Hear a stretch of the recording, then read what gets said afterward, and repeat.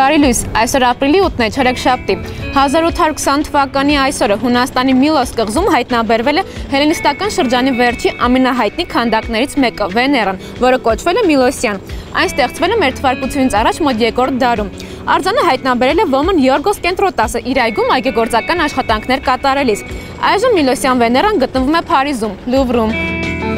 Այսօր ժամը 13-ին Էրեբունի և Նուբարաշեն վարչական շրջանների ընդհանուր իրավասության դատարանի դիմաց հարամյակ առանց ռեժիմի շարժումը կազմակերպում է պահանջի հավաք։ Շարժման անդամները պահանջելու են անապահ ազատ արձակել շարժման առաջնորդ Ժիրայր Սեֆիլյանին, հիմնադիր խորհրդանի նախագահ Գարեգին Չուգասեզյանին և մյուս անդամներին, որոնք ձերբակալվել են 3 ապրիլի 7-ին։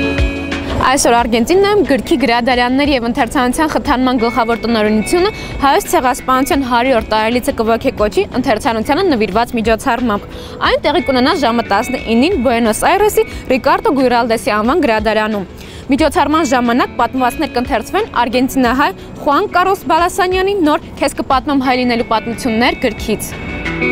Ժամը 19:15-ին Սպենդիարյանի անվան օպերայի և բալետի ազգային ակադեմիական թատրոնում Հայաստանի պետական երիտասարդական նվագախումբը հանդես կգա հայոց ցեղասպանության 100-րդ տարելիցին նվիրված համերգով։ Ծրագրում Գուստավ Մալերի սիմֆոնիա թիվ 6 ողբերգական ստեղծագործությունն է։ Այս սիմֆոնիան հայաստանյան հանդիսատեսին կներկայացվի առաջին անգամ։ Իսկ այժմ կարող եք ծանոթանալ եղանակի տեսությանը ամբողջ Հայաստանում։ Մաղթում եմ ուրախ օր։